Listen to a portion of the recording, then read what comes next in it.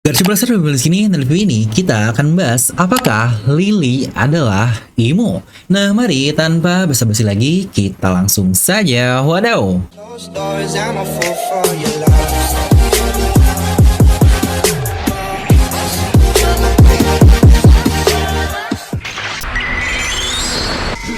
Oke, ini kerap kali menjadi pertanyaan besar, apakah nama karakter baru dari Nefertari Lily yang jadi leluhur dari Cobra dan Vivi adalah sang emo ini sendiri. Dimana sebelumnya saya pun buat vote yang terlihat cukup besar juga nih, 39% kalian merasa jika emo adalah Lily. Dimana kita akan mulai dari informasi yang sudah kita dapatkan sejak lama, yaitu hanya keluarga Nefertari dari Alabasta lah pengecualian yang tidak ikut menjadi seorang Tenryubito.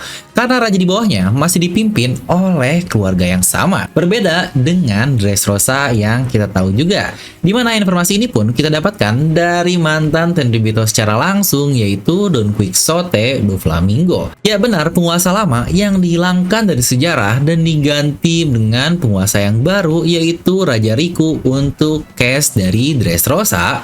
Makanya bisa dibilang informasi ini tidak akan ada yang tahu seharusnya kecuali mereka yang pelajari sejarah dan tentu saja Tenryubito ini sendiri. Di mana perkataan Doflamingo tadi sangat berhubungan erat dengan kata-kata Cobra di chapter 1084 lalu yang seharusnya Nefertari Lily kembali ke Alabasta dan menjadi pemimpin di negerinya tersebut. Tetapi yang aneh adalah kenapa Nefertari Lily tidak pernah kembali dari Mary Joyce dan bahkan namanya dihilangkan dari seluruh dunia. Di mana bahasan singkatnya sudah pernah saya sindir juga di video review chapter kemarin, di mana hal janggalnya adalah bukannya dia kembali ke negerinya tetapi dia malah meninggalkan surat kepada adiknya yang memimpin Alabasta. Serta kenapa hanya ada 19 pedang saja di tahta kosong tersebut, yang dalam kata lain, kenapa Lily tidak pernah bersumpah setia untuk tidak menduduki tahta itu. Dan bahkan juga kenapa Alabasta menyimpan poneglyph yang notabene dilarang oleh pemerintahan dunia, apalagi berisi lokasi Ancient Weapon. Apakah Alabasta adalah aliansi dari Ancient Kingdom,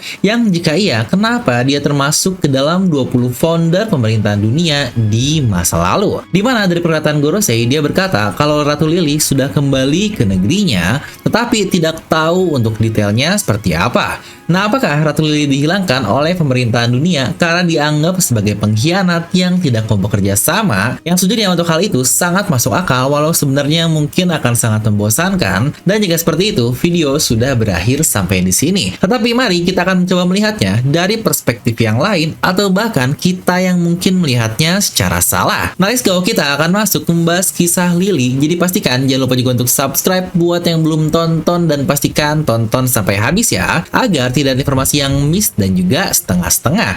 Karena One Piece itu tidak masuk akal, tapi akal bisa masuk. Nah, oke lah, pastikan siapkan kopi panas, jangan lupa mandi besar, ambil posisi PW, and wadidaw. Oke, sebelum mulai, tarik nafas dulu nih.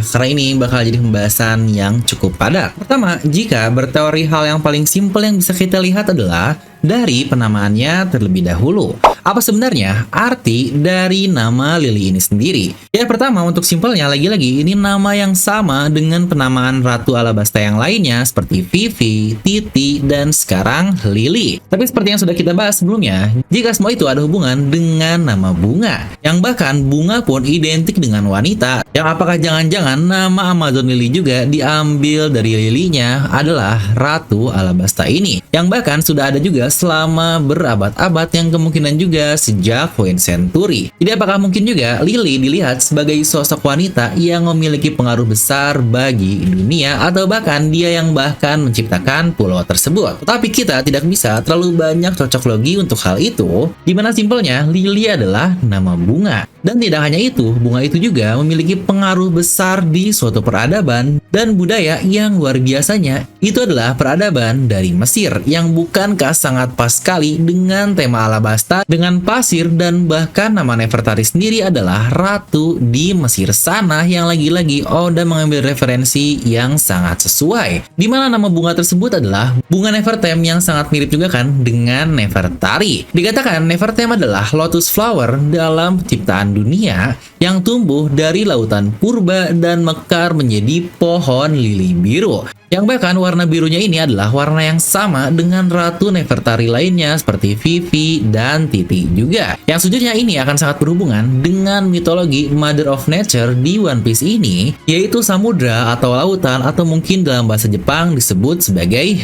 Umi, yang itu pun menjadi penciptaan untuk Tenryubito. Yang sejujurnya dari sini saja sudah cukup masuk akal jika sosok purba ibu lautan yang disebut sebagai Umi adalah ratu dari Alabasta alias Nefertari Lily yang menyerupai sosok lautan dari referensi mitologi yang tadi bunga tersebut. Dan ya seperti yang kalian pikirkan juga akan sangat masuk akal jika Lily tidak pernah meninggalkan Mary Joyce kecuali dia terbunuh, dan satu-satunya alasan yang memungkinkan adalah dia menetap di Mary Joyce tersebut. Tentu saja tidak sebagai Tenryubito karena dia tidak bersumpah untuk menaruh pedangnya di tahta tersebut, tetapi sebagai sosok yang lain. Yang lagi-lagi tentu saja sosok tersebut tidak memiliki keterikatan sumpah seseorang yang berada di atas semuanya dan mengontrol dunia ini. Yang bahkan tidak hanya itu, dia pula lah yang duduk di tahta tersebut. Dimana sosok Ratu Lautan atau Umi yang jika kita balik dia adalah Imu, raja dunia ini. Bahkan jika kalian perhatikan, kemunculan Imu dan siluet dari Lily ini yang Oda berikan sangat-sangat mirip sekali. Dimana saya pun mendapatkan detail yang cukup menarik dari Imu di bagian sini, dan lihat juga bagian siluet untuk Lily yang bukankah sangat wadaw juga. Serta ini pula akan berhubungan dengan Imu yang selalu berada di Chamber of Flowers di kastil Pangaya tersebut. Ini pula mungkin sepertinya Phantom Room atau Lost Chamber yang dikatakan oleh penjaga di Mary Joyce sana, di mana mereka yang melihatnya akan langsung menghilang yang tentu saja untuk dibungkam selamanya. Tetapi poin menarik dari sini adalah lorong tersebut dipenuhi oleh, ya lagi-lagi, bunga lili. Inilah alasan kenapa Imu dikelilingi oleh alam, dicintai oleh kupu-kupu, bunga, karena ya dia seperti lili tadi, ibu dari segala alam atau Mother of Nature. Dimana sepertinya satu pedang yang awal kita lihat pun adalah pedang lili yang tidak dijadikan sumpah di tahta kosong tersebut, dan itu pun dia gunakan untuk memotong-motong poster Luffy, Kurohige, dan Shirahoshi. Tetapi kira-kira apa sih yang sebenarnya terjadi? Kenapa dari Ratu Alabasta tiba-tiba menjadi raja di dunia ini? Nah, di sini mari kita akan coba hubungkan puzzle-puzzlenya secara seksama. Yang jika kalian ingat video saya yang ini membahas tentang Imu sebagai ibu dari segala alam atau Mother of Nature, segala buah iblis juga. Dan ingat kata-kata Shanks kalau buah iblis adalah inkarnasi dari iblis di lautan ini sendiri. Yang jika kita asumsikan Lily sebagai Mother of Nature Umi tadi, maka ini akan menyambung dengan bahasan Shanks barusan. Karena seperti yang kita bahas juga di Voyage Century, ke-20 raja itu yang sekarang menjadi pemerintahan dunia adalah Devils atau iblis ini sendiri. Di mana aliansi dari Ancient Kingdom disebut sebagai gods atau dewa, yang mengingat juga puncak dari Mary Joyce dulunya dipimpin oleh Lunarian yang disebut sebagai God's Country atau negeri dari para dewa.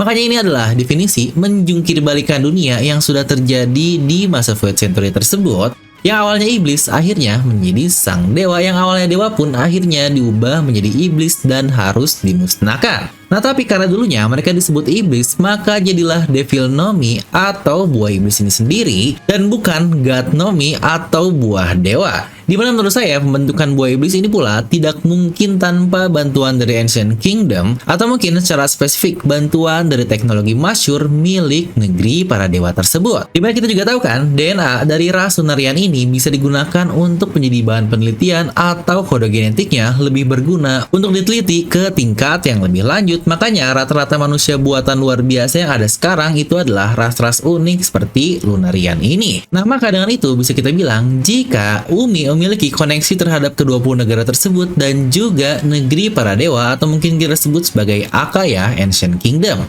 Karena jika Umi itu adalah Nefertari Lily, maka menurut saya itu akan menjadi lebih masuk akal. Itu pula akan menjelaskan penjelasan double terkait kenapa Alabasta ada hubungan dengan Tenryubito, tetapi mereka juga bisa menyimpan poneglyph yang berisi lokasi Ancient Kingdom di negerinya tersebut. Ya walau kita tidak tahu secara detail, tetapi dari semua puzzle yang ada, kita bisa berasumsi hal yang mungkin terjadi. Di mana Lily mungkin saja adalah aliansi dari Aka terlebih dahulu, dan dia pun membantu mereka untuk menciptakan buah iblis ini sendiri yang terima kasih kepada pohon Hawa yang ada di puncak Red Line, di mana tujuannya adalah untuk memberikan kebebasan atau liberation kepada manusia-manusia tirani yang ada di bawah Red Line. Tetapi ternyata rencana pembuatan buah iblis tersebut adalah jebakan oleh Umi ini sendiri, karena siapapun yang memakannya akan menjadi lemah terhadap kemampuan miliknya, yaitu lautan. Yang dari situ malah dialah yang menjadi kemampuan tertinggi yang dapat dimiliki sebagai laut atau Umi ini sendiri. Nah, karena itulah Lily dia berpindah posisi dan beraliansi bersama ke-19 negara lainnya yang bisa saja dialah orang yang membentuk aliansi besar tersebut. Karena bukankah sangat random sekali kok bisa-bisanya ada 20 negara yang diajak perang tanpa background yang jelas. Pasti perlu ada suatu triggernya lah. Kenapa aliansi besar ini bisa terbentuk dan alasannya oleh seseorang siapa, dan kemungkinan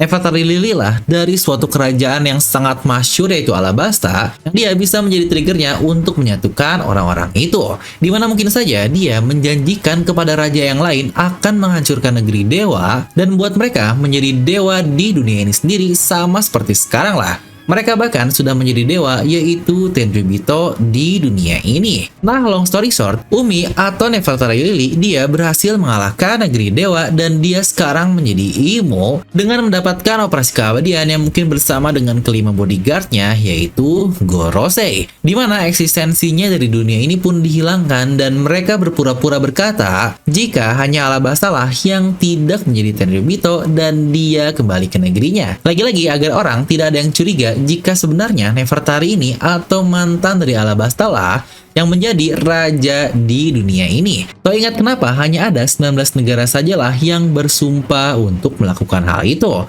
Nah, di bagian sinilah akhirnya adik kandung dari Lily yang akhirnya menempati sebagai posisi raja di Alabasta, dia pun sadar dengan kakaknya terkait horor dan segala ambisi akan kekuasaan dan keinginannya untuk mengontrol dunia ini. Makanya dari situ adiknya pun memutuskan untuk melindungi Poneglyph di Alabasta. Karena bukankah sangat aneh kenapa tiap raja selama generasi ditugaskan untuk melindungi Poneglyph yang bahkan terletak sangat-sangat tersembunyi sekali di negeri tersebut. Lebih ke arah disembunyikan sih, bukan dilindungi. Dimana Lily atau Imo yang tahu akan hal itu tentu saja menyegel Poneglyph tersebut di lokasi yang agar tidak terlihat oleh siapapun. Tetapi adiknya akhirnya malah memberikan perintah agar Poneglyph ini mau tidak mau harus dilindungi, yang lagi-lagi tujuan keduanya sudah sangat berbeda. Ini pula akan menjelaskan kenapa Alabasta disebut sebagai pengkhianat oleh Gorosei, karena selain Lily atau Imo, keluarga Nefertari yang lain dia menyembunyikan hal rahasia dari mereka. Buat yang bingung kok adiknya bisa tahu hal-hal lain sih dari semua hal yang ada, yang tentu saja jawabannya pun akan sangat jelas. Toh adik kandung Lily ini yang notabene hidup di masa Void Century, tentu saja dia tahu semua event atau kejadian yang ada di sana, apalagi dia sebagai adik kandung yang bisa dibilang sangat dekat lah untuk masalah umur segala-galanya dengan Nefertari Lily. Dimana semua hal tadilah yang membuat rasa penasaran Cobra meningkat terkait klannya sebagai Nefertari dan apa yang sebenarnya terjadi kepada Ratu Lily. Nah, dimana semua ini akhirnya akan masuk ke satu puzzle lain yang tentu saja dia adalah Nefertari Vivi. Nah, sebelum kita masuk ke pembahasan selanjutnya, ada iklan dulu nih dari Dene Merchandise, dimana di masa payday atau waktu gajian ini ada promo spesial yaitu all item hanya di 99.000 saja. Untuk pemesanan kalian bisa menggunakan Tokopedia, Shopee, dan sekarang ada di TikTok Shop juga, dimana bahkan banyak sekali voucher-voucher tambahan yang ada di TikTok Shop ini. Saya pastikan gunakan aplikasi TikTok ya untuk mendapatkan harga promonya. Yuk langsung check out sekarang, untuk linknya akan saya simpan di kolom deskripsi di bawah ya. Dimana dari semua foto mencurigakan yang kita lihat yang dirusak oleh Imo, mulai dari Kurohige, Luffy, dimana dua orang ini adalah pendatang baru dengan ketenaran yang sangat-sangat cepat sekali, dan bahkan keduanya adalah Klandi yang sangat masuk akal sekali akan dirusak oleh Imo. Lalu juga ada Shirahoshi yang sepertinya dia sadar jika Shirahoshi ini adalah seorang ancient weapon Poseidon, tetapi kenapa hanya poster Vivi lah yang dia pegang dan tidak dirusak apa-apa? Karena disitu sepertinya Lily sadar atau Imo sadar jika juga bukan hanya Vivi adalah keturunannya, tetapi dia pula sangat mirip dengannya. Lagi-lagi dari siluet Lily pun, tidak hanya dia mirip dengan Imo, tetapi dia juga mirip dengan Vivi. Dan bagaimana kita melihat di sosok Joy Boy dan Poseidon dari Void Century yang seakan-akan sekarang bertemu lagi, yaitu Luffy dan Shirahoshi, yang kemungkinan di sini pula Lily dia melihat Vivi sebagai dirinya di masa lalu. Yang tapi kalau seperti ini, kira-kira Kurohyuga merepresentasikan siapa ya di Void Century? Yang ini bisa menjadi bahasan menarik lain. Dimana saat ini Lily dia pun merasa jika Nefertari saat ini sudah sangat berbahaya, makanya akhirnya dia memutuskan untuk membunuh Cobra